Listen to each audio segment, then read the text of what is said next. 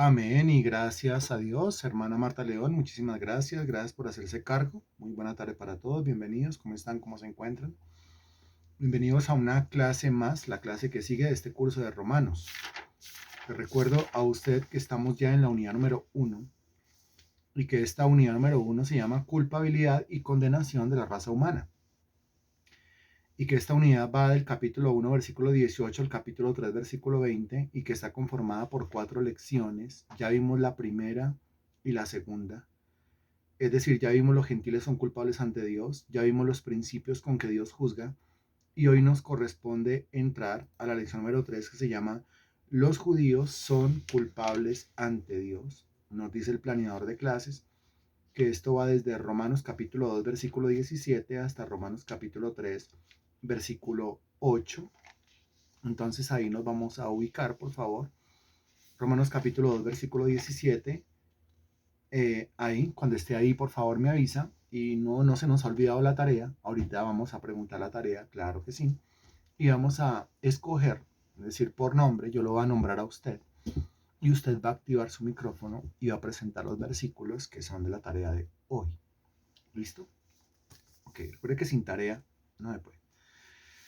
Ubíquese por favor en Romanos capítulo 2, versículo 17. Recuerde que ya vimos el tema de que los gentiles son culpables ante Dios porque participan en 4 diferentes clases de pecados. Después vimos los principios con que Dios juzga o la base del juicio de Dios. Y ahora, aunque ya se viene hablando de ellos, ahora desarrollamos el tema de los judíos. Los judíos son culpables ante Dios. Muy bien.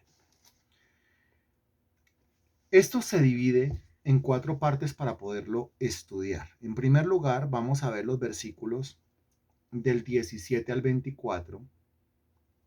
En segundo lugar, vamos a ver los versículos del 25 al 29. En tercer lugar, en el capítulo 3, los versículos del 1 al 4. Y en cuarto lugar, los versículos del 5 al 8. Repito, en primer lugar, los versículos del 17 al 24, lógicamente, pues en el capítulo 2. En segundo lugar, los versículos del 25 al 29, en el mismo capítulo 2. Después, en tercer lugar, Romanos capítulo 3, versículos del 1 al 4. Y para terminar, Romanos 3, versículos del 5 al 8. Lógicamente, hoy no vamos a alcanzar a ver todo el tema. Si quiere que corramos, corremos, pero de nada adelanta la carrera. Lo que nosotros tenemos que hacer claramente es ir entendiendo esto poco a poco.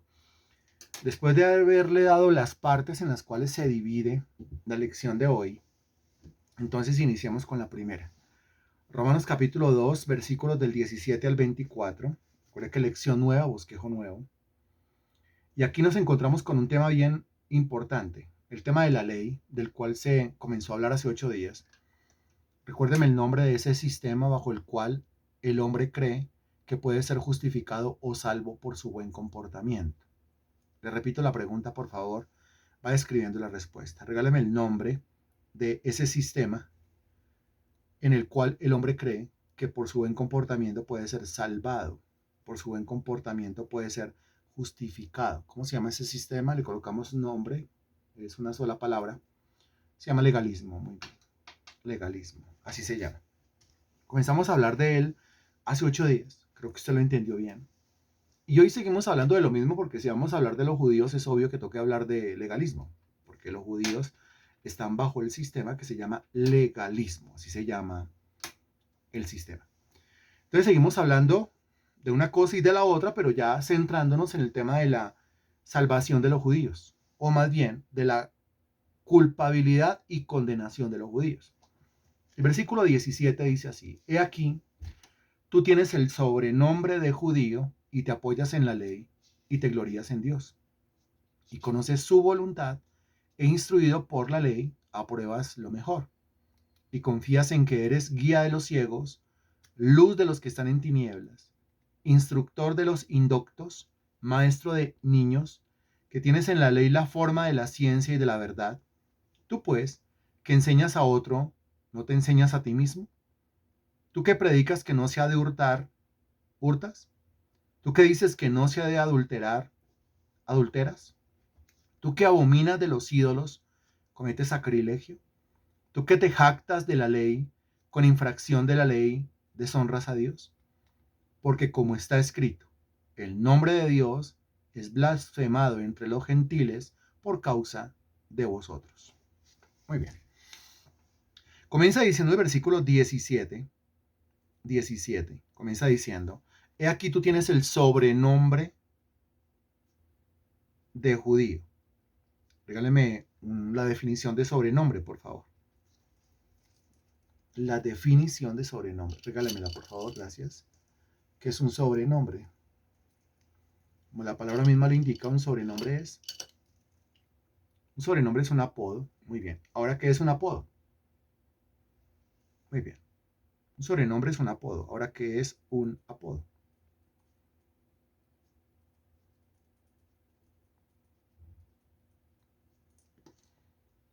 ¿Qué es un apodo? Recuerde que no se nos ha olvidado la tarea. Recuerde que ahorita por nombre yo le voy a pedir a usted que active su micrófono y presente los versículos de tarea. Si hay alguien que tenga los versículos atrasados, pues este es el momento para hacerlo. También vamos a pedir hoy que se presente esa tarea. Gracias. ¿Qué es un apodo? ¿Qué es un sobrenombre? Espero su respuesta. Muchas gracias. Con el fin de clarificar ese tema.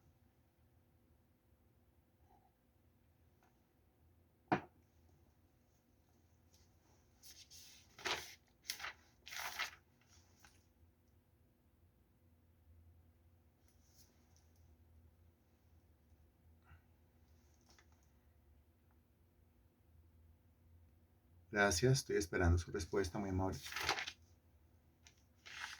Recuerde que si usted se conecta al discipulado y no participa, no le sirve. Estoy cansado de insistir en ese tema. Y aparte es un acuerdo entre personas maduras, es un acuerdo entre creyentes, que dijimos que esto era condición para volver a dictar el curso de Romanos. Dice que no es el nombre real, un nombre que se coloca a una persona para identificarlo, nombre que se da a una persona y no el suyo, es otro nombre destacando una cualidad o defecto. Bueno, eso está interesante, es otro nombre destacando una cualidad o defecto. Mire, pues como el nombre, como la palabra misma lo indica, un sobrenombre es un nombre o una palabra que se coloca sobre el nombre, por eso sobrenombre. La gente comienza a llamar o a identificar a la persona por ese sobrenombre, por esa palabra, o por ese nombre, o por ese concepto, o por esa virtud, o por ese defecto, en lugar de por el nombre real que le dieron en el momento en que lo registraron con un nombre. Y encontramos varios, ¿no? Encontramos varios. Por ejemplo, en la Sagrada Escritura tenemos a este hombre llamado José, que le pusieron después por nombre Bernabé. ¿Se acuerda que Bernabé es el sobrenombre? Así no se llamaba el individuo. El individuo se llamaba José. Pero le colocaron por sobrenombre Bernabé, destacando algo. Recuerde que Bernabé significa hijo de consolación. El individuo tenía un corazón consolador, condescendiente, muy bueno, muy amable, muy dado a la gente. Es una virtud de José y quisieron destacar esa virtud que en hebreo significa Bernabé con el sobrenombre, el apodo. Y de ahí en adelante a José no le van a volver a decir José. De ahí en adelante a José le van a decir Bernabé por donde quiera que vaya. Así quedó. No me ponga apodos, que los apodos no me gustan. No todos los apodos son malos. El mismo Señor, cuando decimos que le cambió el nombre a Abraham, porque se llamaba Abraham, y lo comenzó a llamar Abraham, en realidad, al decirle no te llamarás más Abraham, sino Abraham, lo que hizo fue colocarle un sobrenombre, un apodo, ¿cierto? Como un alias. Muy bien. Y a través de ese alias se conocería por todo el mundo a Abraham. Ya no sería Abraham, sino Abraham. Ya hemos hablado bastante del significado de Abraham. Lo mismo hizo el Señor con Sarai. Sarai, ese era su nombre, y el Señor le coloca un seudónimo, un apodo, un sobrenombre, un alias, Sara. Y lo mismo ocurre, muy bien, llegamos al aspecto, muy bien, Marta León, me agrada que lo note, el aspecto de Jacob. A Jacob, cuando dice que se le cambia el nombre, se le coloca un apodo, un alias, un seudónimo, un sobrenombre, y es Israel, significa príncipe de Dios, ¿no? Israel, mejor que Jacob, es que Jacob significa usurpador, engañador, torcido, traqueto. Entonces el Señor le coloca un sobrenombre y de ahí en adelante todo el mundo conocerá a Jacob más como Israel, le conviene más que como Jacob, ¿sí? Entonces el Señor destaca virtudes y el Señor al mismo tiempo muy a propósito coloca los apodos, coloca los sobrenombres. Acuérdense que a Juan y a Jacobo, los hermanos que fueron discípulos del Señor Jesucristo, se les llamó los hijos del trueno, destacando su temperamento. Parecían truenos, o sea, eran fuertes los dos, tenían un temperamento fuerte y más o menos de carácter. El temperamento es lo que marca la personalidad, el temperamento es lo que me define a mí como persona, el carácter es lo que domina el temperamento. Estos individuos tenían un temperamento sumamente fuerte y tenían un carácter como blandengue porque muchas veces no podían controlar su temperamento. El carácter nos fue dado para dominar el temperamento, ¿sí? Ninguno puede decir, es que así es mi carácter. No, el carácter es fuerte o es débil. El carácter es dominante o no es dominante. El carácter domina el temperamento propio. Más bien yo tengo que decir, es que ese es mi temperamento. Ahí sí. Entonces hablamos de diferentes clases de temperamentos y ahí es cuando entran los sobrenombres, porque si uno tiene un temperamento melancólico o sanguíneo, o uno tiene un temperamento colérico, así, pues entonces es necesario un buen carácter para dominar ese temperamento, porque ningún temperamento es perfecto, ninguno, ninguno, ninguno. O sea, yo no puedo decir que mi temperamento, y usted dirá, no, menos el suyo, sí, claro, menos el mío, es bueno o es perfecto, no. Y como resulta que es que uno tiene no solamente uno, sino al menos una mezcla de dos, la cuestión es cada vez más compleja. Por eso se necesita un carácter fortalecido por el Señor para dominar el temperamento propio. Eso se llama dominio propio o templanza y recuerde que es fruto del Espíritu Santo. Ok, aquí regresando al versículo 17 se nos dice, he aquí tú tienes el sobrenombre de judío. ¿Cuál es el sobrenombre? El sobrenombre es judío.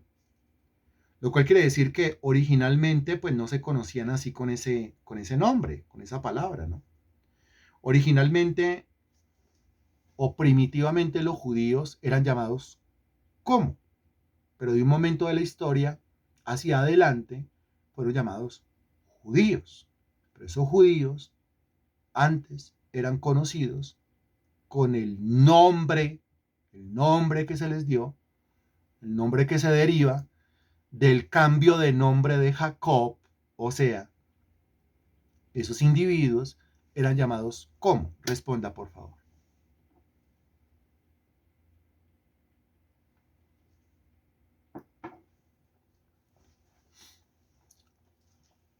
Le acabé de dar la respuesta, ¿no? Si me estaba prestando atención, le acabé de dar la respuesta. Excelente, Natalia, muy bien. Israelitas. Muy bien, israelitas. Es que le acabé de dar la respuesta y la respuesta la tiene Marta León ahí en el chat. O sea, Marta León ya había dado la respuesta. Porque ella misma dijo, es que a Jacob se le cambió el nombre a Israel, ¿sí? Entonces dije yo, a estos individuos se les conocía, ¿sí? Se les conocía con un nombre que se deriva del cambio de nombre que se le hizo a Jacob. Pues, ¿cuál es el cambio de nombre de Jacob? Israel. Y de Israel salen los israelitas, ¿sí? Esos israelitas para arriba y israelitas para abajo. Entonces, en el Antiguo Testamento, los israelitas, el pueblo de Israel. los escuadrones israelitas, el ejército israelita, el rey de Israel. Los israelitas poseen la tierra, los israelitas pecaron, los israelitas fueron rescatados por la misericordia de Dios, israelitas. Pero de un momento hacia arriba, los israelitas son conocidos por un sobrenombre. ¿Cuál sobrenombre? El que se dice o se menciona en el versículo 17. Judíos, los judíos. Pero es que judíos o judío es el gentilicio de los habitantes o descendientes de una de las 12 tribus de Israel. Por supuesto, ¿cuál sería? La tribu de Judá. Judá. Los judíos son los descendientes de Judá, que fue uno de los hijos de Israel. De manera que a los descendientes de Judá, si el papá llamó Judá, o de donde vinieron todos los judíos, se llamó Judá, obvio de ahí para abajo todos se llaman judíos, todos son judíos, descendientes de Judá. Haga de cuenta, todos son los Rodríguez, o todos son los Beltrán, o todos son los Martínez. ¿Sí? ¿Por qué? Pues porque son descendientes del señor Martínez, porque son descendientes del señor Beltrán, o porque son descendientes del señor Rodríguez. En este caso, si son descendientes del señor Judá, pues todos ellos son judíos, pero solamente los que pertenecen a la tribu de Judá son los judíos. Es que llega un momento en la historia donde recuerde usted que los israelitas pecaban siempre. Ellos pecaron siempre. Entonces vino el momento de los exilios y a los israelitas se los llevaron lejos. Regáleme usted el nombre del imperio que llegó un día y se llevó lejos a la mayoría de los israelitas. ¿Cómo se llamó ese imperio? Porque varios imperios pasaron por ahí, pero uno sobre todo tenía la maña de que llegaba un pueblo y sacaba corriendo a toda la gente y se los cargaba para otro lugar. ¿Cómo se llamó ese imperio? Solamente tenemos dos respuestas. No puede ser. No puede ser que solamente tengamos dos respuestas.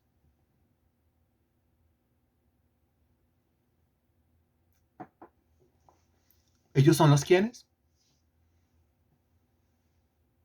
Ellos son los babilonios. Los babilonios llegaban a algún lugar, acababan con todo, se llevaban lo que les servía y al resto del pueblo se lo cargaban y lo llevaban y lo ubicaban por ahí en otro lado. ¿Para qué? Para que perdieran su cultura, su creencia, su fe, su religión, su política, su forma de hacer, etc. Bueno, eso es estrategia de los imperios, ¿no? O sea, el sacar corriendo a alguien, expatriar a alguien, sacarlo corriendo, al exilio completo. Eso es estrategia de los imperios. Bien, entonces cuando retornan los imperios, cuando se acaba ese imperio y retornan los israelitas a su tierra, pues había una tribu que se convirtió en la dominante.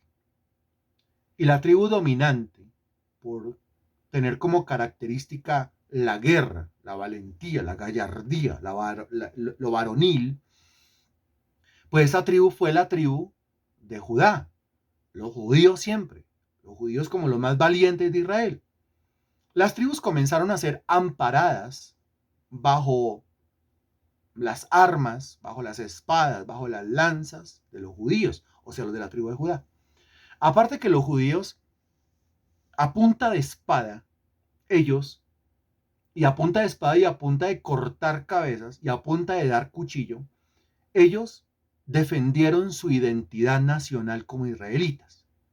Ellos defendieron su patria, ellos defendieron su creencia, defendieron su fe, ellos defendieron los escritos sagrados, ellos defendieron el nombre de Jehová, defendieron la sana doctrina. Entonces, a los judíos, los israelitas les deben su identidad desde el punto de vista histórico. Si los judíos no se hubiesen parado en la raya y se hubiesen dado espada, machete, cuchillo con los demás, pues habían perdido su identidad. Pero la única tribu que se paró en la raya y dijo, olvídese, primero muertos que perder la creencia en Dios, pues fueron los judíos. Es decir, los de la tribu de Judá. De ahí en adelante, como las demás tribus venían y se acogían a la protección y venían y se acogían a la creencia resguardada por los judíos, pues todos aquellos, no importa de la tribu que vinieran, si vinieran de la tribu de Manasés, o venían de la tribu de Neftalí, o venían de la tribu de Dan, pues como estaban bajo la protección, bajo el escudo de los judíos, y bajo la creencia preservada de los judíos, pues todos comenzaban a llamarse, esos son judíos. Pues no puede ser que sea judío, no es que es de la tribu de Neftalí, esos son judíos. ¿Por qué? Porque creen en lo mismo que creen los judíos. Porque defienden lo mismo que defienden los judíos. ¿Entiende usted de dónde sale el apodo? ¿Por qué los de Dan fueron llamados judíos? ¿Por qué los de Neftalí fueron llamados judíos? ¿Entiende usted por qué los de la tribu de Manasés fueron llamados judíos? ¿Por qué los de la tribu de Isaacar fueron llamados judíos? ¿Está quedando claro que es un sobrenombre, pero es un sobrenombre que les da identidad a los israelitas? Porque la palabra israelita, pues viene de Israel. ¿Qué quiere decir? Descendiente de ese señor que fue nieto de Abraham, hijo de Isaac. Ok, o sea que habla de un árbol genealógico, la palabra israelita. Pero la palabra judío no solamente está hablando de un árbol genealógico, está hablando de una identidad, de una creencia, de una fe, de una doctrina por la cual yo estoy dispuesto a matar y a morir. Eso significa el sobrenombre. ¿Está quedando claro, cierto? Muy bien. Me alegra mucho. Y aquí tú tienes el sobrenombre de judío, y entonces si eres judío verdadero, pues ¿qué va a hacer? Te apoyas en la ley. Ok, ya entiende usted que judío representa una identidad nacional. Entonces te apoyas en la ley, defienden la ley y te glorías en Dios. Ok. Se glorían en el Señor por la ley que les fue dada. ¿En dónde les fue dada la ley?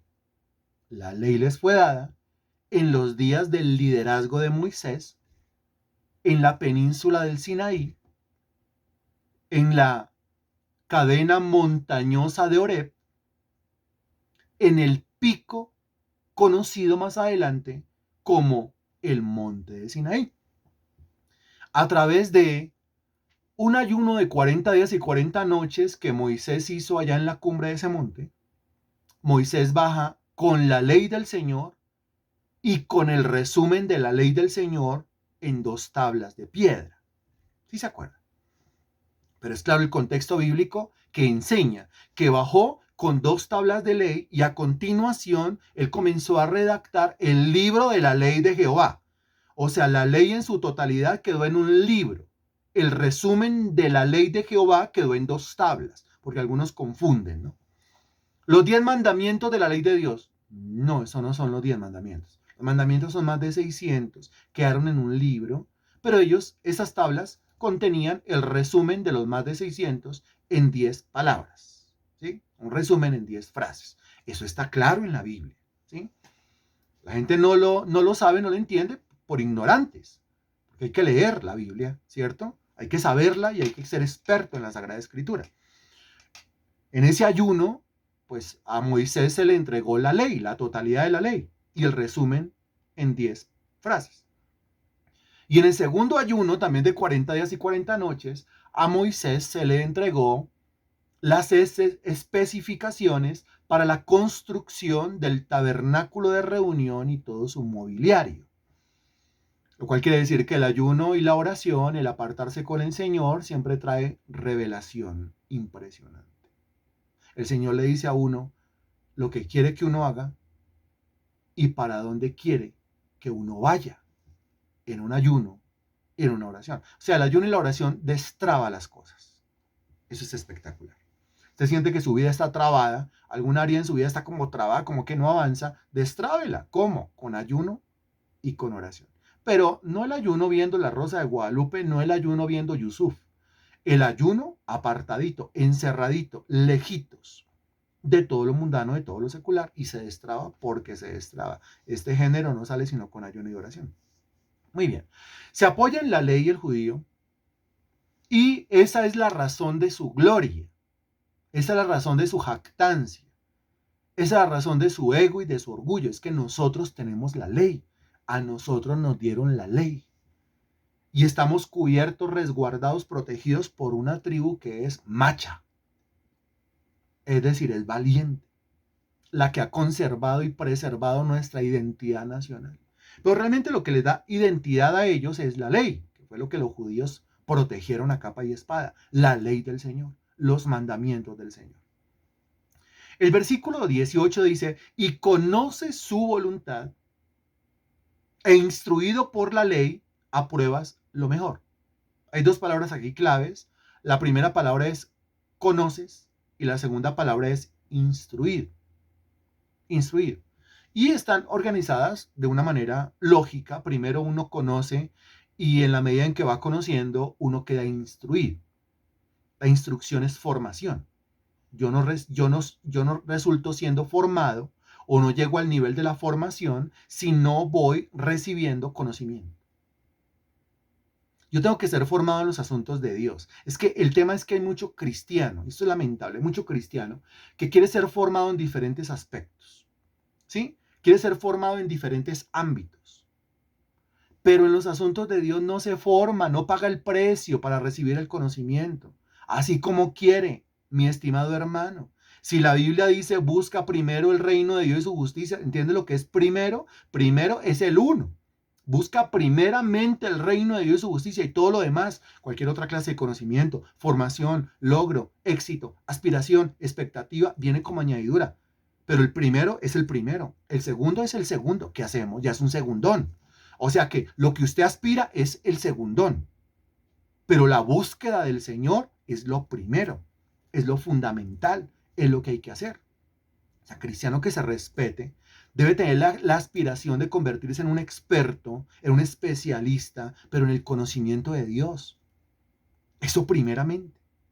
Se hizo, no, estoy siendo formado, no sé, como abogado, estoy siendo formado, no sé, como médico, estoy siendo formado, no sé, como arquitecto, estoy siendo formado, no sé, como ingeniero, estoy siendo formado, no sé, como en ciencias políticas, estoy siendo formado, no sé, en qué área de su vida. Y nunca hablaríamos nosotros mal de la formación, de ninguna manera. Nunca me ha escuchado a mí hablando mal de la formación, pero sí me ha escuchado a mí peleando por el asunto de las prioridades.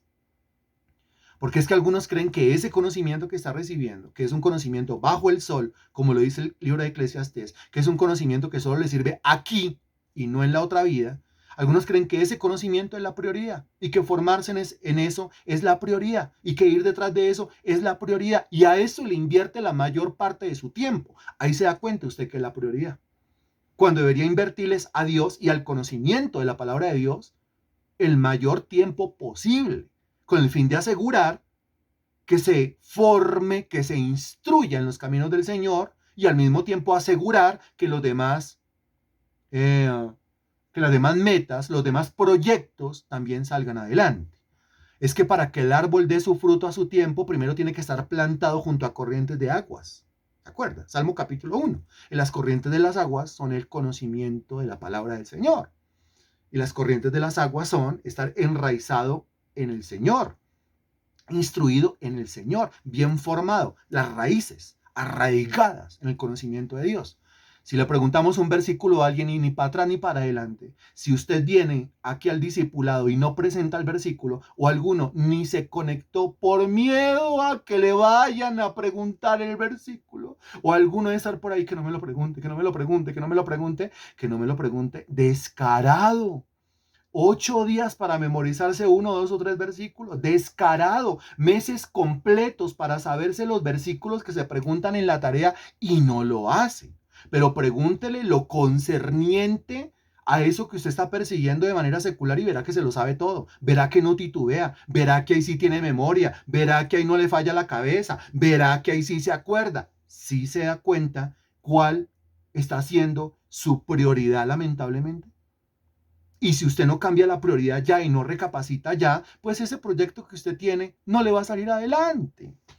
Y no es que yo le esté augurando cosas malas, no, es que está en la Sagrada Escritura. Si usted quiere que ese proyecto pues permanezca verde y dé hojitas y dé su fruto a su tiempo, pues primero eche raíces en el conocimiento del Señor, eche raíces, instrúyase fórmese, capacítese, conviértase en un experto, en un especialista en el conocimiento de los versículos de la palabra del Señor. Así es que es. Amén.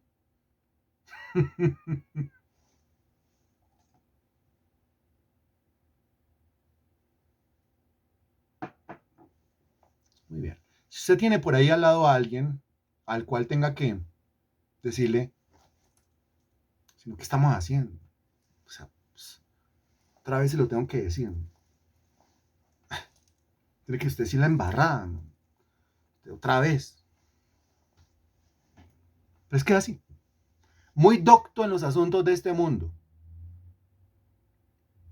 Dígame qué dice de memoria Romanos, capítulo 1, versículo.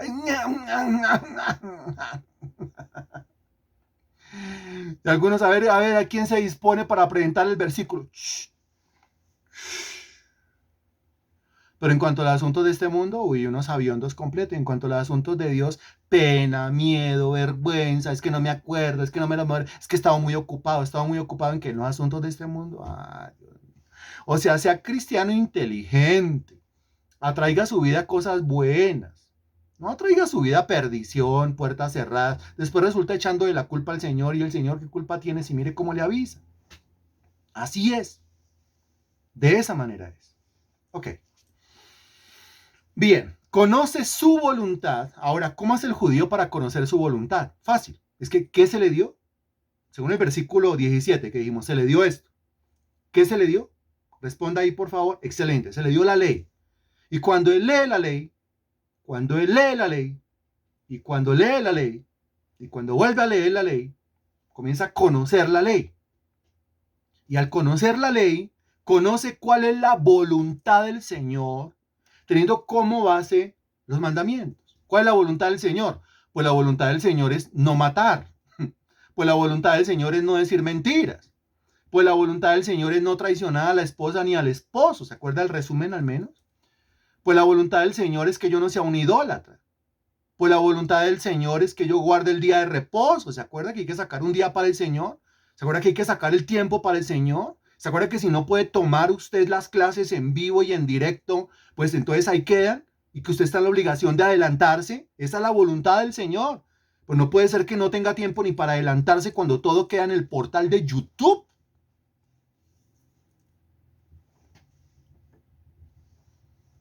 ¿Cuál es la voluntad del Señor? No inclinarme delante de ninguna imagen. Eso le dice Éxodo capítulo 20. O sea, solamente leer.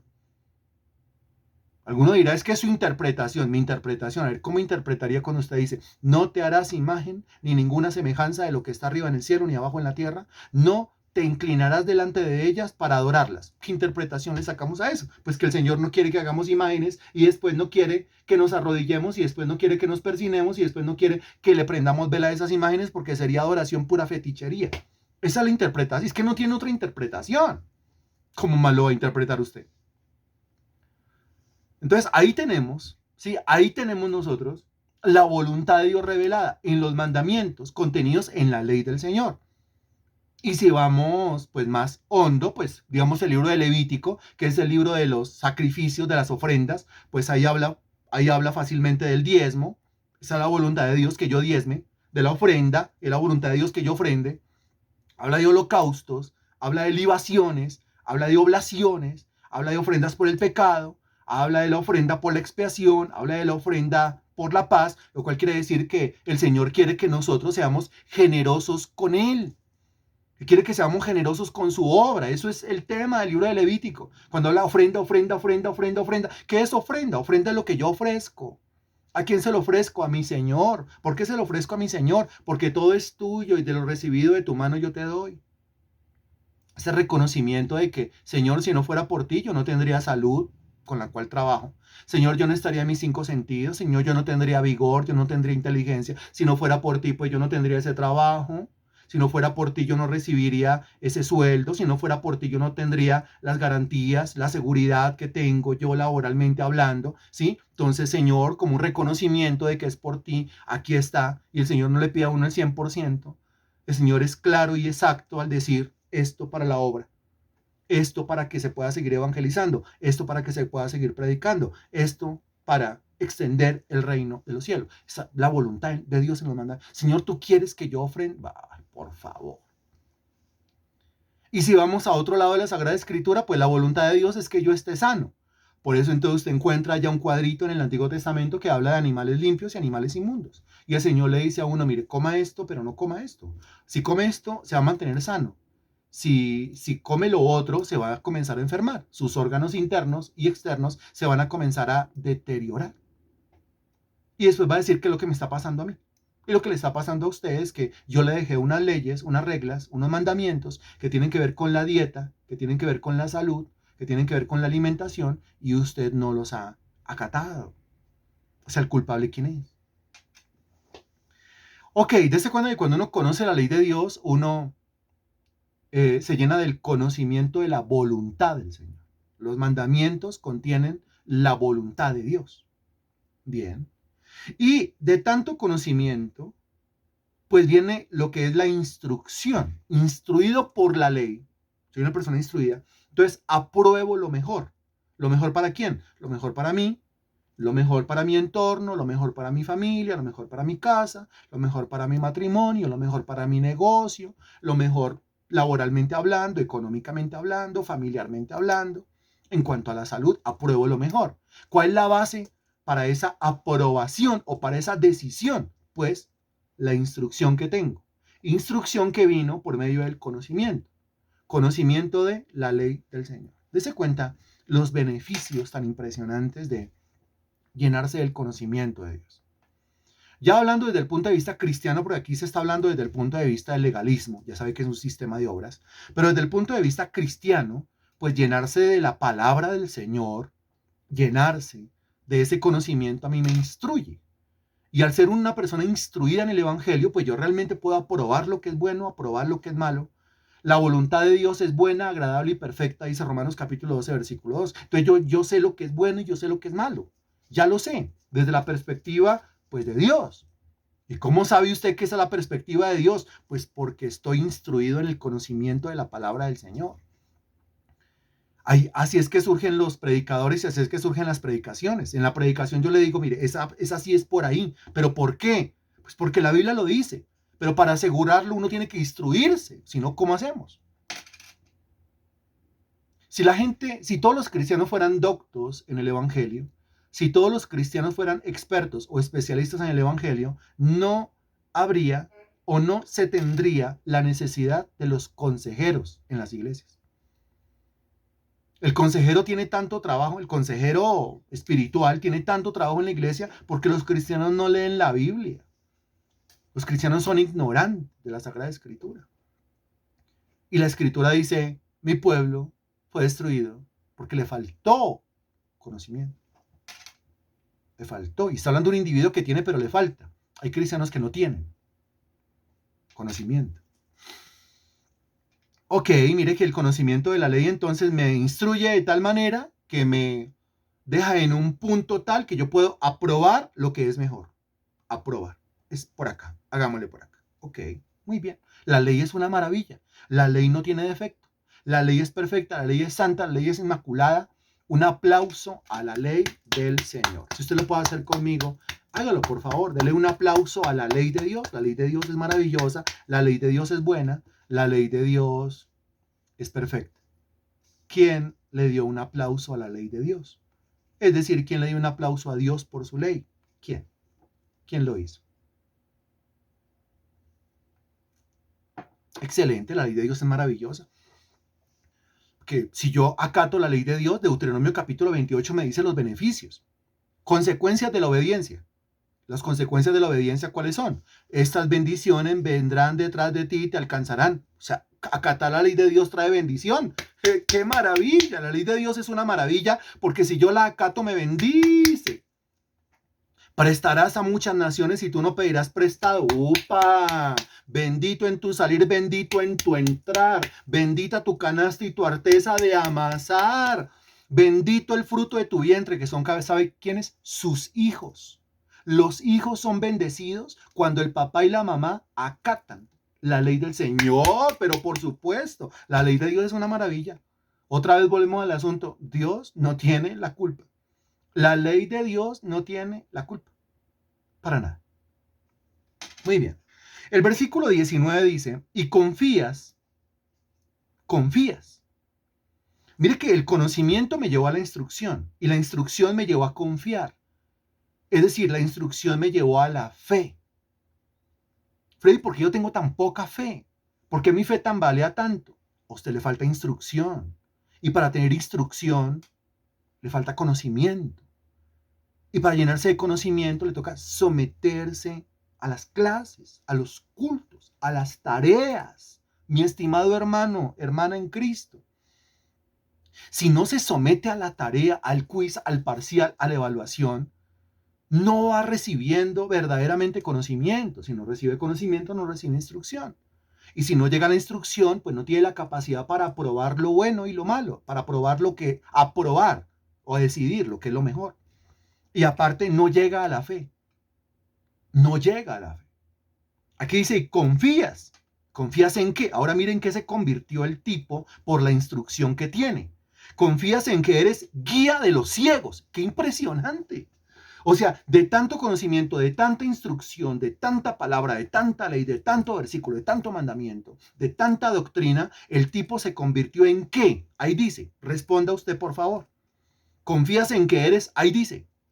O sea, ¿en qué se convirtió? Según su interpretación, ¿en qué se convirtió? Ahora utilice otra palabra que no sea guía. ¿En qué se convirtió? ¿En qué se convirtió?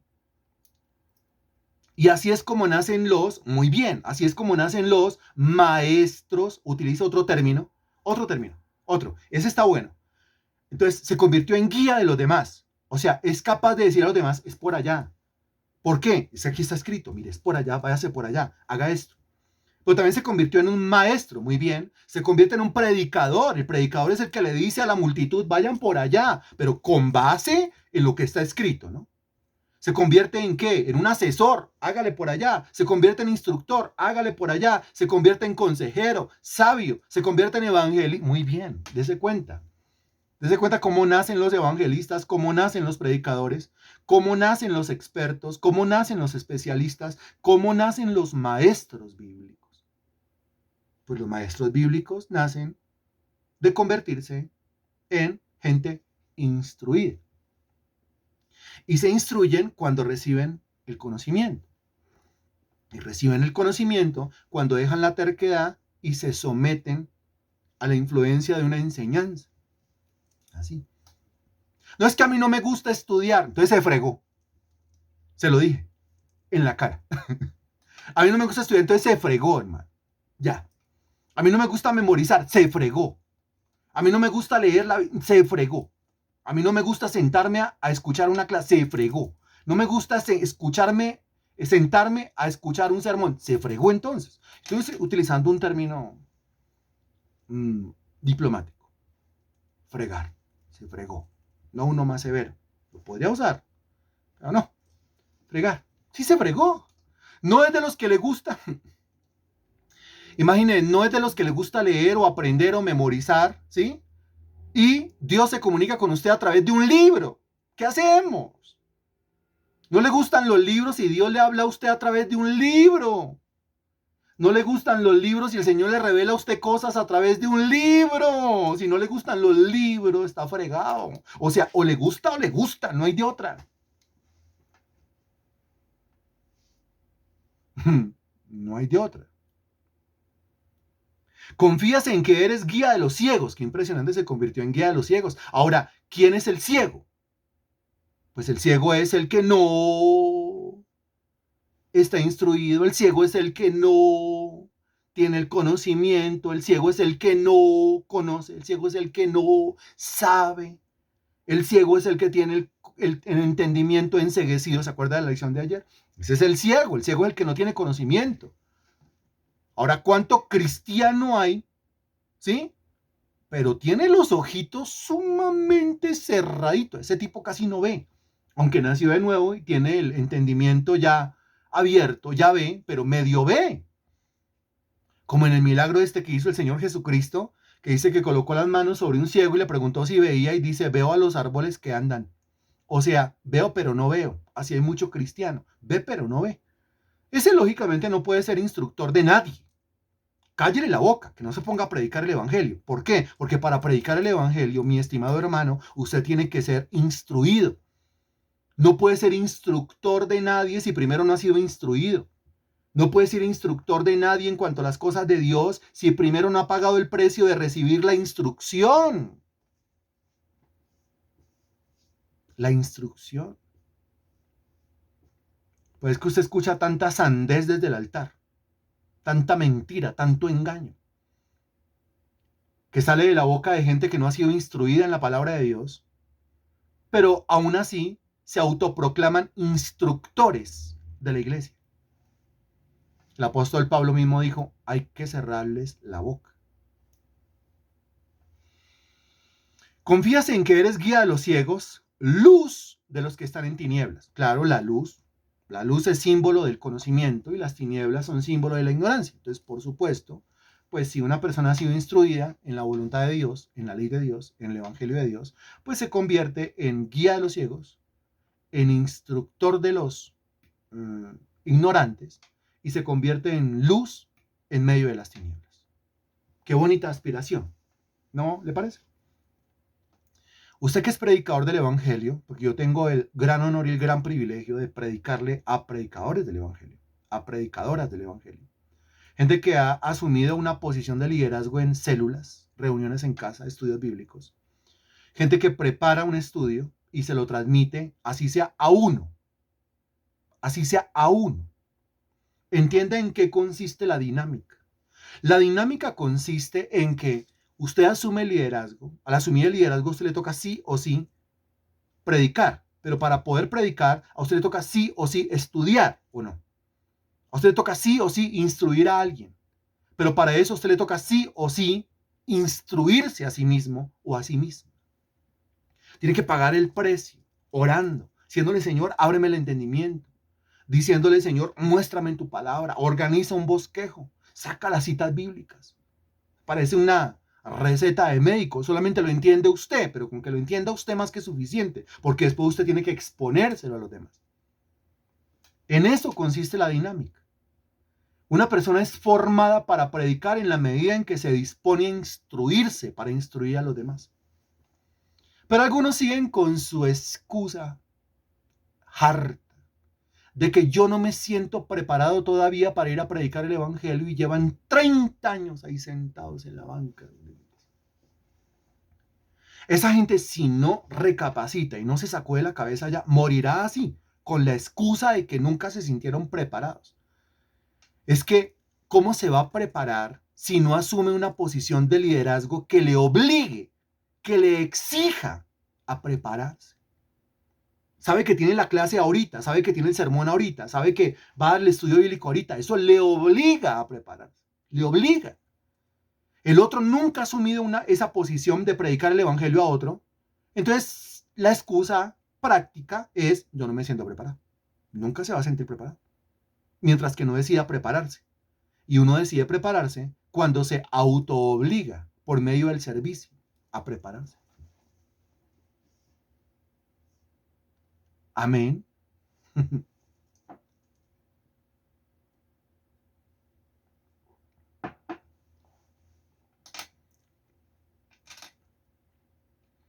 Sí, un cristiano que no predique el evangelio es una vergüenza para Cristo. Vuelvo y le digo, así, mirando fijamente. Un cristiano que no predique el evangelio es una vergüenza para Cristo. Un cristiano que no instruya a otros en el camino del evangelio es una vergüenza para Cristo. Está por fuera del propósito para el cual fue creado. Sigo. Un cristiano que sabe que tiene que predicar el evangelio y no se instruye efectivamente para instruir a los demás, es una vergüenza para el evangelio. Este pueblo he creado para mí, mis alabanzas publicará. ¿Argumento bíblico? Claro que sí. Porque somos real sacerdocio, linaje escogido, nación santa, pueblo adquirido por Dios para anunciar las virtudes de aquel que os llamó de las tinieblas a su luz admirable. Fuimos creados ¿para qué? Para anunciar, hablar, predicar, exponer, instruir a los demás. Para eso. ¿Cuál es su llamado? Ese. A ver, de memoria. ¿Listo? Romanos capítulo 1, versículo 5. Vamos a comenzar así como suavecito, para que ninguno se me sienta, que se me resienta. Romanos 1, 5, el primero que levante la mano, ese es el que va a decir de memoria. Espero que no, porque entonces ¿dónde está la instrucción si Romanos 1, 5 usted ya lo tiene memorizado? Que no comencemos nosotros a correr de un lado para el otro. Mi mamá decía que yo corría como una gallina culeca. Todavía no sé cuál es la culeca, pero me decía que yo corría como una gallina culeca cuando no tenía las cosas claras y comenzaba a correr de un lado para otro buscando las cosas. Son los dichos de mi mamá. ¿Quién? Marta León. Muy bien. Marta León, adelante, activa tu micrófono y nos dices de memoria Romanos capítulo 1, versículo 5. Recuerde que ahorita vamos a preguntarle a todos. Yo lo tengo ahí, entonces, usted, a todos. Creo que ya digo Claudio, ¿cierto? Hola, Claudio, ¿cómo estás? Alístate.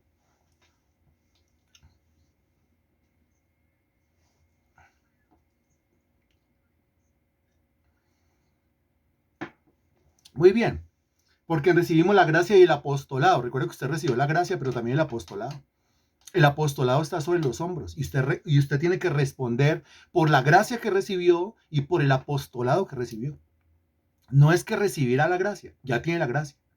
No es que recibirá el apostolado, ya tiene el apostolado. Y si ya tiene el apostolado, mi estimado en Cristo, usted responde por ese llamado a predicar el evangelio. ¿Cómo vamos hasta el momento? Interesante, ¿cierto? Muy bien. Confías en que eres guía de los ciegos, luz de los que están en tinieblas. Versículo 20. Instructor de los indoctos. Mire, instructor. Versículo 18. Instruido. Versículo 20. Instructor. Ahí vamos.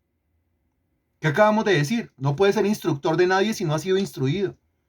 Y que me hayan pasado a mí 5 años, 10 años, 15 años, 20 años y todavía no me sienta preparado. No me diga eso, por favor. Eso es como si usted dijera que lleva 5 años en la universidad, 10 años, 15 años, 20 años en la universidad y nada que se gradúa. No. O sea, lleva 20 años estudiando cómo es que se fabrica el pan y todavía se le quema. No. Lleva 20 años estudiando cómo es que se hacen los roscones y todavía no sabe la medida de levadura. No. ¿Qué piensa usted de una persona así? Pues lo que yo pienso es que no sabe para qué Dios lo llamó. No ha entendido cuál es el propósito divino. Instructor de los indoctos. Claro, se convierte en instructor de los que no son doctos, de los que no saben. De los que no saben. No, el hermanito Rubelio es un docto en la panificación. ¿O no? El hermanito Rubelio es un instructor en los asuntos de la fabricación del pan. Y bizcochuelos, etcétera, todo lo demás, todo lo concerniente. Instructor de los indoctos, maestro de niños. Claro, él es el maestro, no es que estoy formado. Y entonces todos a los que yo formo, ¿qué son? Pues unos niños. En el conocimiento de Dios, ¿qué son? Niños. En el conocimiento de Dios, ¿qué son? Indoctos. En el conocimiento de Dios, ¿qué son? Tinieblas. En el conocimiento de Dios, ¿qué son? Ciegos. Pero para yo adoctrinar a los ciegos, tengo que tener los ojos bien abiertos en el conocimiento de Dios. Para yo ser luz en medio de las tinieblas, pues tengo que ser la luz. Y así sucesivamente. Instructor de los indoctos, maestro de niños, que tienes en la ley la forma de la ciencia y la verdad. Muy bien. El conocimiento de este maestro es la ley y lo que está contenido en la ley para él es la verdad. Por eso dice, tiene en la ley la forma de la ciencia y la verdad. Esa es su ciencia, esa es su verdad, es experto en esa ciencia, es experto en esa verdad, es experto en la palabra del Señor.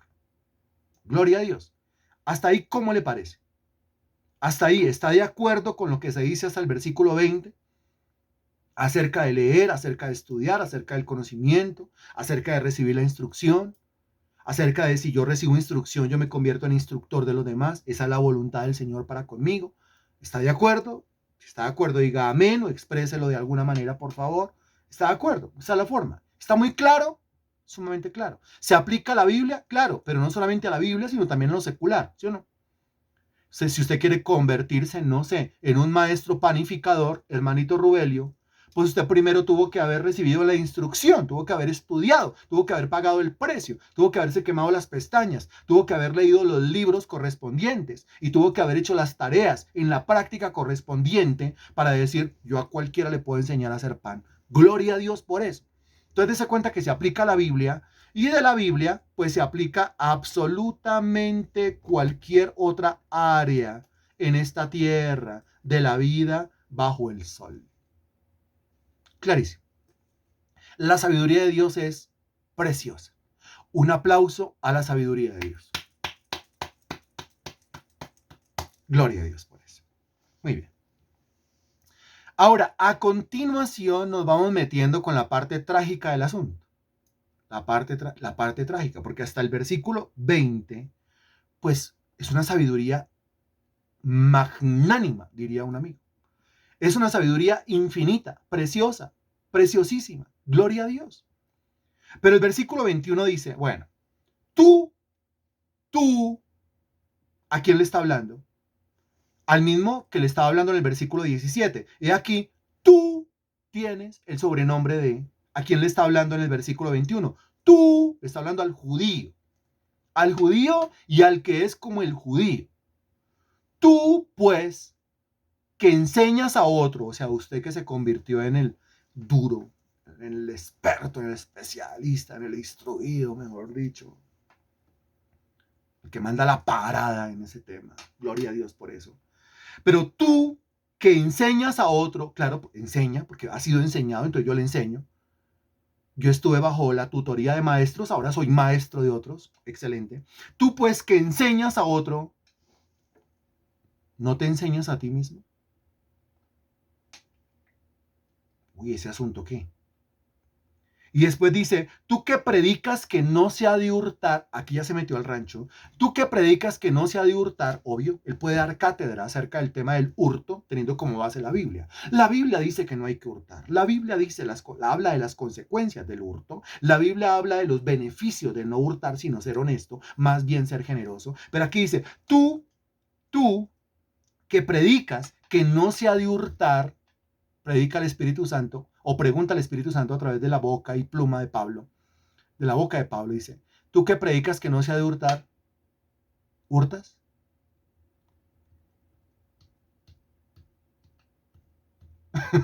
¿Qué es lo que está diciendo? Exactamente eso, María Sánchez. Exactamente eso, Marta León. ¿Qué es lo que está diciendo? Usted predica, pero no aplica.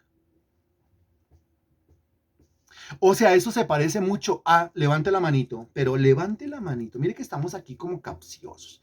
Eso se parece mucho a lo que dice Romanos 2:1 de memoria. La primera persona que levante la mano dice ese versículo.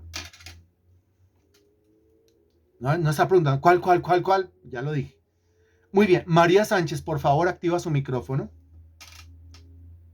Muy bien. María Sánchez, activa su micrófono, por favor. ¿Y qué dice Romanos 2:1? Gracias.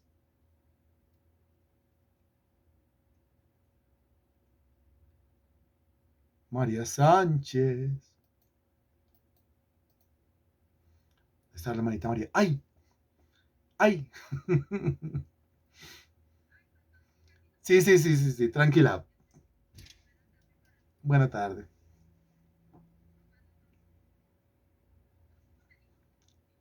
Sí, señora.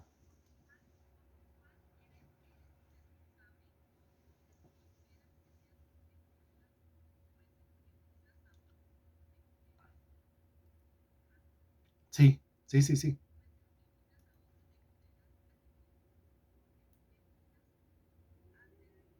Excelente, hermanita María Sánchez. Muy bien. Porque tú que juzgas haces lo mismo, o sea, predica pero no aplica. Eso significa ese versículo de Romanos 2. Y aquí está preguntando, venga, usted que le enseña a los demás, ¿no se enseña a usted mismo primero? Usted que predica que no se ha de hurtar, lo predica con una sapiencia, con un desglose, ¿hurta? ¿Usted hurta? Y a continuación, versículo 22. ¿Tú qué dices que no se ha de adulterar? Porque le armó un sermón sobre el adulterio, pero ya. Éxodo capítulo 20 dice, no adulterarás. El adulterio viene de la codicia, de codiciar. La Biblia dice que cualquiera que mire a una mujer para codiciarla ya adulteró con ella en su corazón. Esas son las consecuencias del adulterio. Y esos son los beneficios de la fidelidad a la pareja. Mire, pero tú que dices que no se adulterar, ¿adulteras? Entonces, ese conocimiento que tiene que es valiosísimo, yo no puedo decir que de qué le sirve el conocimiento que tiene. No, claro que le sirve. Obvio que le sirve. Pero le serviría más. La gente le prestaría más atención si lo aplicara. Aplíquelo. Porque está instruido, predica, pero no aplica. Si predica, pero no aplica, lastimosamente, su conocimiento, que es valiosísimo, es desechado por los hombres. No es influencia en medio de una sociedad que necesita ese conocimiento. La gente va a decir, ¿yo qué le va a parar bola a usted? Usted me dice a mí que no adultere y usted es un adúltero. Usted me dice a mí que no robe y usted es un ladrón. Y sigue diciendo, tú que abominas de los ídolos, cometes sacrilegio. O sea, habla en contra de la idolatría, pero usted mismo es un idólatra. Habla en contra de persinarse y está bien. Usted no se persina delante de las imágenes como yo lo hago, pero usted es un idólatra de su marido, de su esposa, de sus papás, de sus hijos, de sus bienes materiales, de su cuenta bancaria, de su tiempo, de usted mismo, de su capricho, de su necedad. Que hay diferentes clases de idolatría, depende de lo que esté idolatrando, ¿no? La idolatría más visible, pues, es la de las imágenes, la de los santos. La idolatría que casi no se nota porque es imperceptible, esa idolatría que guardo en mi corazón, pero usted sabe qué es lo que realmente está en primer lugar en su corazón.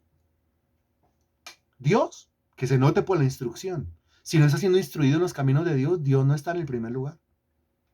Y hay que decirlo. Tú que abominas de los ídolos, cometes sacrilegio. Tú que te jactas de la ley, con infracción de la ley deshonras a Dios. Tú que te jactas de la ley. Es que yo tengo la ley. Es que usted no sabe quién soy yo. Soy un hombre lleno de la ley del Señor, instruido en los caminos del Señor. Sí, pero ¿de qué le sirve si con infracción de la ley, o sea, usted tiene el conocimiento, pero ese conocimiento usted mismo lo viola, usted mismo lo transgrede, usted mismo lo anula, usted mismo lo incumple? Con infracción de la ley, deshonras a Dios. Deshonras a Dios. Usted que dice que hay que diezmar, usted que dice que hay que ofrendar, y usted no diezma y usted no ofrenda. Le he contado varias veces que este ministerio recibe diezmos, recibe ofrendas, recibe siembras, pero yo mismo soy diezmista. Y si le contara que yo no solamente diezmo una vez, sino que lo hago 2 veces. Y los dos son diezmos, más ofrendas. Diezmo más ofrenda una vez, diezmo más ofrenda 2 veces. Y la realidad ante mi Señor es así. Es mi conducta con el dinero. Diezmo y ofrendo 2 veces. ¿Usted me está diciendo que yo tengo que diezmar y ofrendar 2 veces? No, no, no, no. Yo le estoy contando mi conducta. Para después venir acá a decirle, hermano, hay que diezmar. Y usted dirá, me lo está diciendo alguien que tiene conocimiento de lo que es el diezmo y la ofrenda. Y al mismo tiempo diezma. Y alguna vez por ahí nos dijo que lo hacía hasta 2 veces. ¿Es que tiene mucha? No, no es que tenga mucha. Es que quiero mucha. No tengo mucha. Quiero mucha. Y cuando uno quiere mucha, pues uno siembra para poder recoger. Si uno siembra escasamente, uno recoge escasamente. Si uno siembra abundantemente haciendo sacrificios, la situación sí está pesada. Pero haciendo sacrificios logramos dar 2 semillitas, no una, sino 2. pues la cosecha, porque todo lo que el hombre sembrar, eso también segará. Pero ese es mi comportamiento con respecto a eso, mi comportamiento, mi conducta en cuanto al tema. Lo que la Biblia enseña es que hay que diezmar de todo lo que yo gano, cada uno según haya progresado, aparte lo que es del Señor. Y Cristo mismo dijo, dele al César lo que es del César y a Dios lo que es de Dios, ¿no? Entonces, sí, soy diezmista, soy ofrendante, soy sembrador. Trato de ser generoso en eso. No porque tenga mucha, sino porque quiero mucha. Necesito mucha. Ok.